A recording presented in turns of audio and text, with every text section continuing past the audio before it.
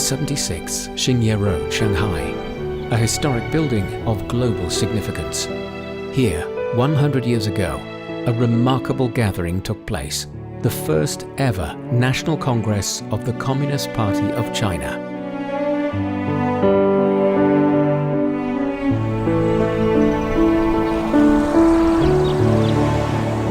October 31st, 2017, a week after the CPC's 19th National Congress, General Secretary Xi Jinping and the Standing Committee of the Political Bureau of the CPC Central Committee arrive in Shanghai to pay homage to the site that witnessed the birth of the Communist Party of China as a political force.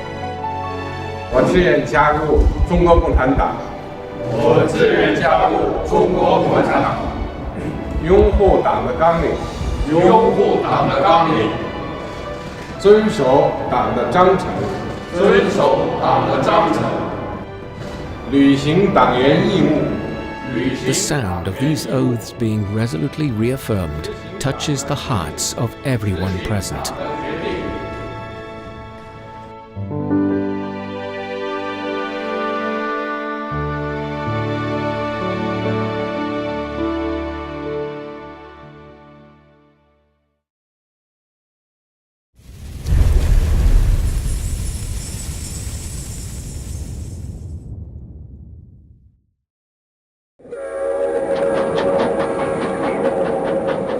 In 1840, Britain, a European capitalist power eager to expand overseas, launched the Opium War against China. British forces sailed across the oceans with just a few thousand soldiers and invaded China. Fighting northward along the Chinese coastlines, they finally defeated the forces of the Qing, the imperial dynasty that ruled China at that time. After the Opium War, the Western powers coerced China into signing hundreds of unequal treaties. Corrupt and incompetent, the Qing government became little more than a tool in the hands of the foreign powers dominating China.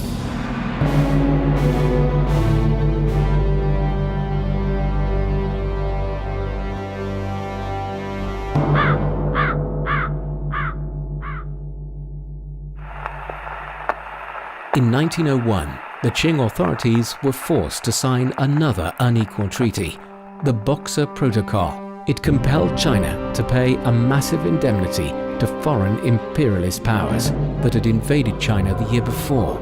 A sum of this magnitude had never before been demanded in China's modern history. The terms of the Boxer Protocol added insult to injury. As well as paying 450 million taels of silver and annual interest payments, China was also forced to surrender control over the so-called legation quarter. This became an exclusive zone for foreign diplomats and other representatives of foreign interests. Now, there was a foreign enclave exempt from Chinese law right outside the imperial palace. The Boxer Protocol marked a new low. China had now sunk to both semi-feudal and semi-colonial status.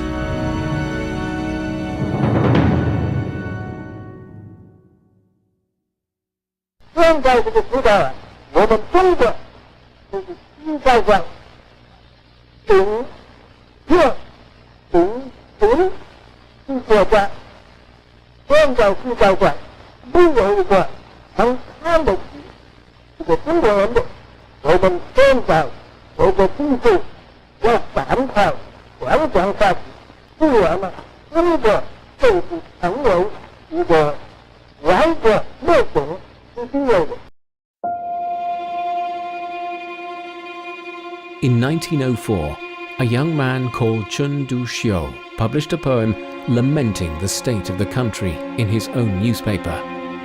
Bear witness to the end of an ancient nation and the suffering of 400 million compatriots. Blessed are those who can care for nothing but themselves. Painful is the lot of he who cares for the nation. But Chinese people did not meekly sit back as the country went to rack and ruin. They resisted and sought for solutions to the country's plight. From the Taiping Rebellion of the mid-19th century to the 100 Days Reform of the 1890s to the Boxer Rebellion of 1900, countless Chinese people struggled to save the nation and its people.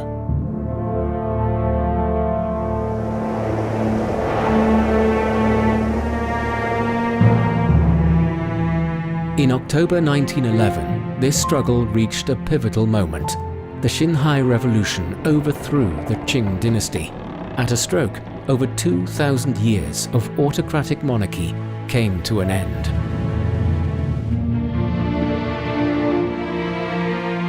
More significantly, however, the abolition of China's age-old imperial system had the effect of opening up new intellectual and ideological vistas to the Chinese people.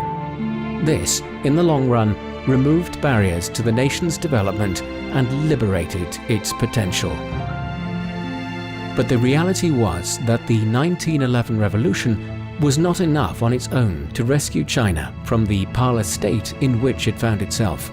Emperor or no emperor, the country remained a semi-colonial, semi-feudal society. For that reason, the various political forces that emerged in the immediate wake of the revolution were all destined to fail. Pain and humiliation would remain the lot of the Chinese people. But there were signs of hope. In September 1915, Chen Duxiu started a publication called Youth in Shanghai. Renamed La Jeunesse, meaning New Youth from the second issue, the journal rejected China's feudal culture, instead seeking solutions to China's problems in modern science and democracy. Chen was soon joined by a young man called Li Dajiao, who published an article in New Youth. This piece was fittingly entitled Youth. 青春的家庭、青春的社会、青春的国家，主要精神就是要天天前进。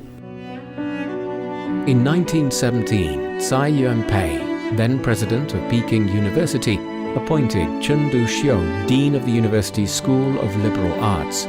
When Chen relocated to Beijing, so too did New Youth's editorial office. In January 1918, Li Dajiao became director of Peking University's library, followed a little later by Mao Zedong, a founder of the Xinmin Society in Hunan province. Three men destined to alter the course of Chinese history, all in one place.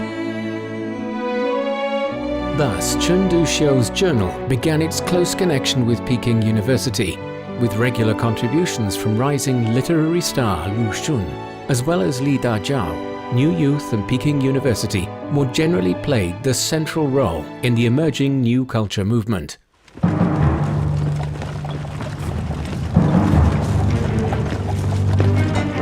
But the New Culture movement's emphasis on bourgeois democratic solutions was problematic. Firstly, the First World War had revealed the contradictions inherent in the capitalist system in the starkest terms possible. Secondly, the repeated failure of attempts to reshape China along Western lines had made the Chinese intelligentsia increasingly skeptical about reforming China as a capitalist republic.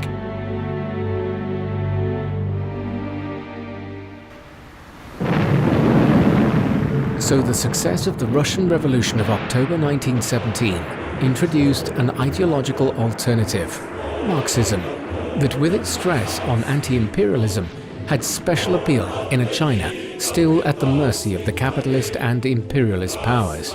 Thus, Chinese intellectuals began to move away from Western-inspired ideas and pay more attention to socialism. Were the answers to China's problems waiting to be found in the Marxism that had guided the Russian Revolution?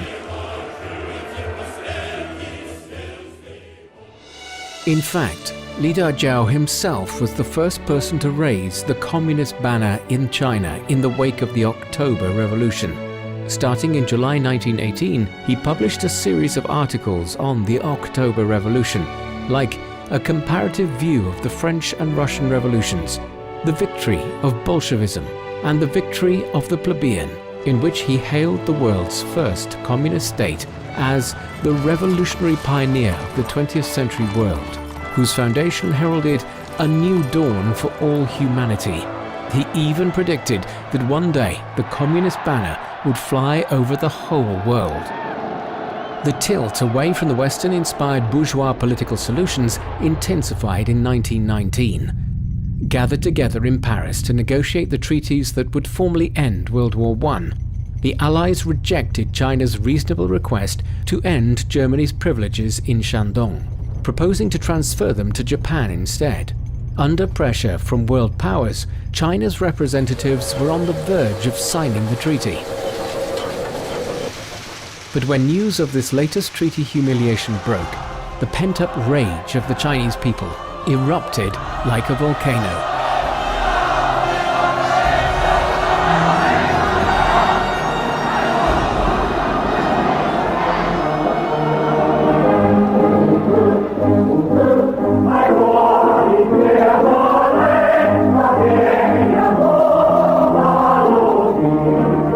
On May 4th, 1919, more than 3,000 Beijing students broke through lines of military police and marched on Tiananmen Square, denouncing the terms of the Paris Peace Conference. A nationwide patriotic movement was born, the May 4th movement.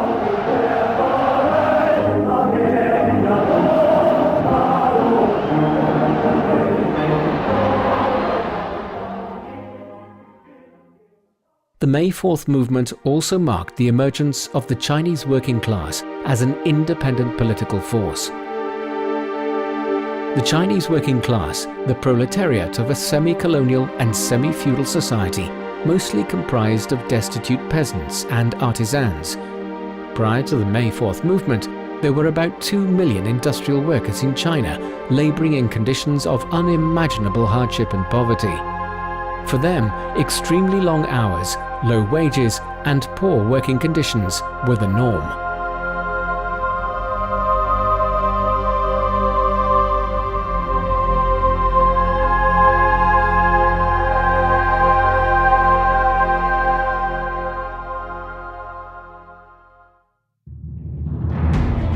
On June 5th, 1919, a month after the student protests began, Shanghai workers spontaneously came out on strike in support of the students. Within days, the number of strikers reached about 70,000. Workers in Beijing, Tangshan, Hankou, Nanjing, Changsha, and other cities followed suit. In many cities, merchants and business owners also took action in support of the movement, paralyzing the economy. Before long, the demonstrations had spread to over 100 cities in more than 20 provinces and regions. Faced with popular pressure and discontent at home, on June 28th, the Chinese delegation declined to sign the Treaty of Versailles. In short, the May 4th movement gave progressive forces in Chinese society a boost. In particular, Marxism became more widely known, especially in the working class movement. Thus, the May 4th movement can be seen to pave the way for the establishment of the Communist Party of China. Further impetus was provided by Li Dajiao, who both edited a special issue of New Youth devoted to Marxist studies and helped Beijing's morning news supplement create a Marxist studies column. Meanwhile, Chen Duxiu, the ideological leader of the new culture movement, had also begun to take a Marxist stand. 五四运动以后啊，当时随着中国社会的内部就出现了一批接受了马克思主义的先进分子，这样的这个成立中国共产党的问题呢，就提到议事日程上来了。那么最早商议成立中国共产党的，还是陈独秀和李大钊。在那个1927年的5月，就是当时在武汉召开一个就是悼念李大钊同志死难的一个大会，就陈独秀和李大钊的好朋友高一涵在这个大会上面他讲，他说1920年的2月，当时李大钊就是画章就送那个陈独秀啊到天津准备南下的时候，在路上呢，他们就商议了，就是计划组织共产党。In March 1920, guided by Li Dajiao, Peking University student Deng Zhongsha and 18 other people secretly formed the Peking University Marxist Study Group, the very first Marxist study group in China. The group called their library the Communism Study.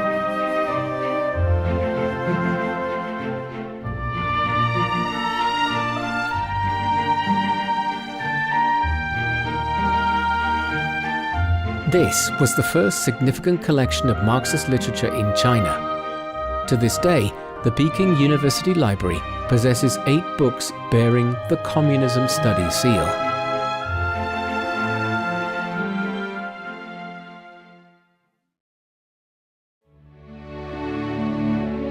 In May 1920, Chun Du-xiu proposed the establishment of another Marxist study group in Shanghai. Yu Xiaosong, Chen Wangdao, Li Da, Li Hanjun, and others soon joined the Shanghai Marxist study group. In April 1920, Grigory Voitinsky, a Bolshevik Comintern representative, met with Li Dajiao and Chun Du-xiu in Beijing and Shanghai, respectively. This exchange provided Li and Chun with a more concrete understanding of the Russian Revolution.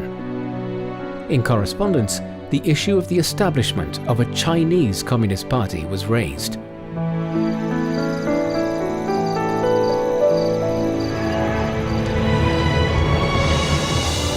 By August 1920, the first practical step had been taken. A Communist Party organization had been established in Shanghai, with Chun as secretary.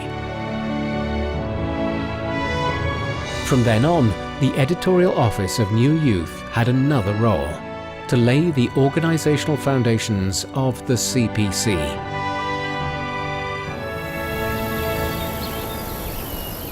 Fenshuitang village in Yiwu, Zhejiang, the hometown of Chen Wangdao. In February 1920, Chen Wangdao secretly returned here with a mission: to translate the Communist Manifesto.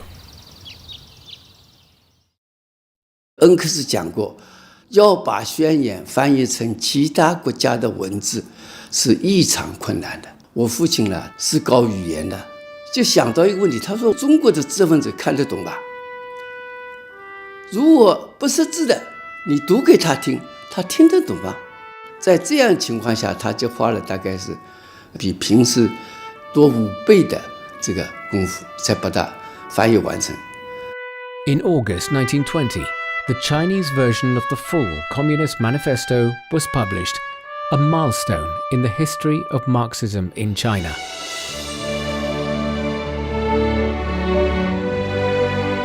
In October, Li Dajiao established a Communist Party organization in Beijing.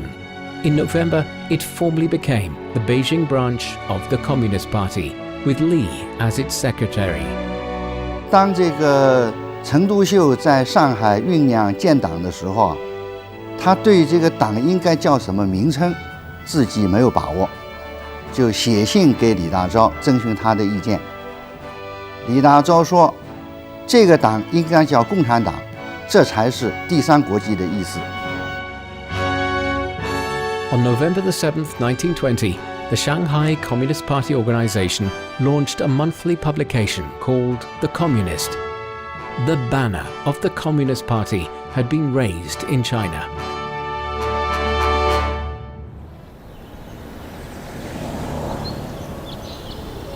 Rue Raymond Tellier, Montargis, France, is a quaint 3-story building. A century ago, it was the residence of Tsai He-sun and other Chinese students taking part in the Diligent Work, Frugal Study program. During his stay in France, Tsai He-sun corresponded with Mao Zedong on 2 occasions, systematically articulating his understanding of the basic tenets of Marxism and proposing the formal establishment of a Chinese Communist Party. Mao's response was enthusiastic, excellent views, I could not agree with you more, he replied. Facilitated by the newly founded party organizations in Shanghai and Beijing, other communist entities emerged in cities such as Changsha, Wuhan, Guangzhou, and Jinan. Following suit, Chinese intellectuals and students in Japan and France formed similar organizations.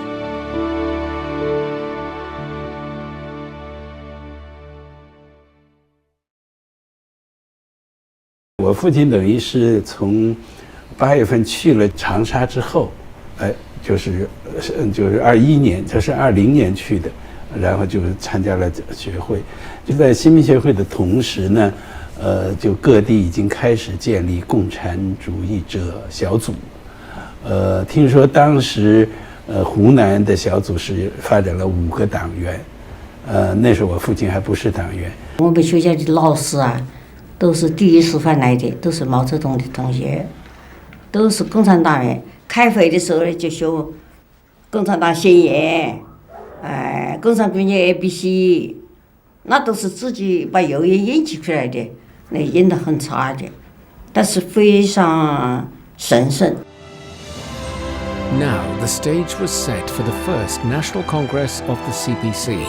This convened in July 1921 at 106 Rue Rance in Shanghai's French Concession, today's number 76 Xingye Road. Participants included Li Da and Li Hanjun from Shanghai, Jiang Guotao and Liu Renjing from Beijing, Mao Zedong and He Shuheng from Changsha, Dong Biwu and Chun Tanqiu from Wuhan, Wang Jingmei and Dong Enming from Jinan, Chen Rongbo from Guangzhou, Zhou Fohai, who returned from Japan, and Bao Huisong, sent by Chen Duxiu.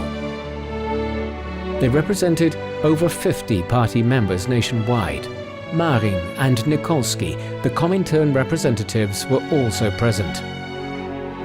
Chen Duxiu and Li Dajiao didn't attend due to their busy schedules. So as to avoid infiltration by secret agents and French concession police force raids, the venue for the last day of the conference was a boat on Nanhu Lake in Jiaxing, Zhejiang. During this first National Congress, several important decisions were made. Principally, the guiding principles of the CPC were outlined, with Communist Party of China confirmed as the party's name, and Socialism and Communism specified as its goals, to be achieved by means of revolution. Furthermore, the Congress also set up a central bureau. This gave the party an interim leadership structure, with Chen Duxiu elected as secretary. At last, a nationwide Communist Party organization had come into existence in China.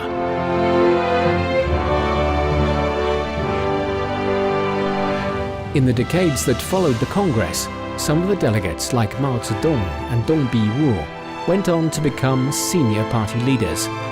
Others died heroically in the years of struggle that ensued. Some fell by the wayside. A few, such as Jiang Guotao, Chen Rongbo and Zhou Fohai, betrayed the cause of the party and nation.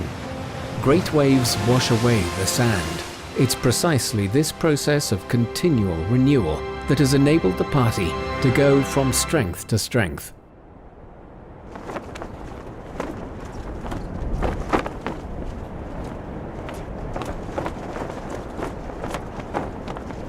秀水泱泱，红船依旧。时代变迁，精神永恒。承载着民族希望的小小红船，如今已经变成承载着13亿多中国人民希望的巨轮。只有几十个人的中国共产党，如今已经发展成为拥有8900多万名党员的世界第一大党。只有不忘初心，牢记使命，永远奋斗，才能让中国共产党永远年轻。 The founding of the Communist Party of China marked the beginning of a revolutionary new chapter in the history of the Chinese nation. It was a historical inevitability, called into being by the people.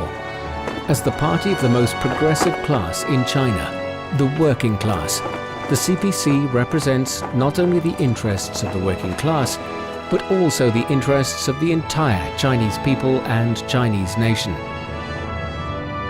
The birth of the Communist Party in China would bring about the fulfillment of the Chinese Revolution.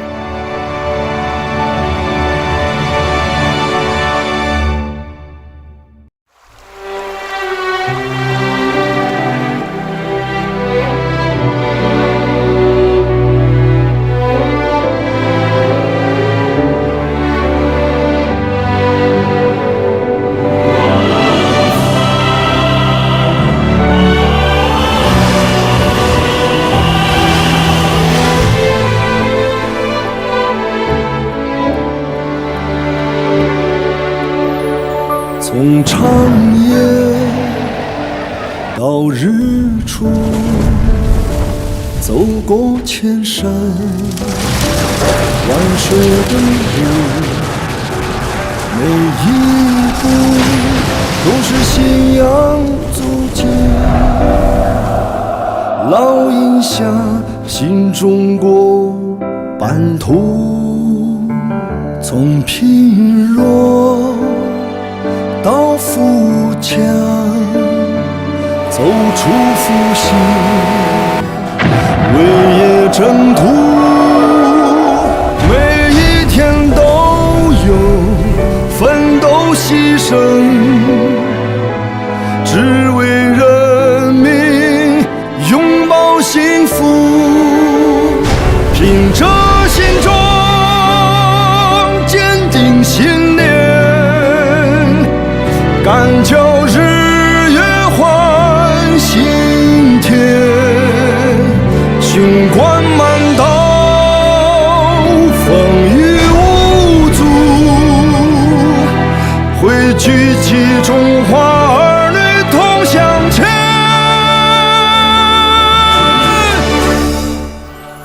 从贫弱到富强，走出复兴，为业征途，每一天都有奋斗牺牲。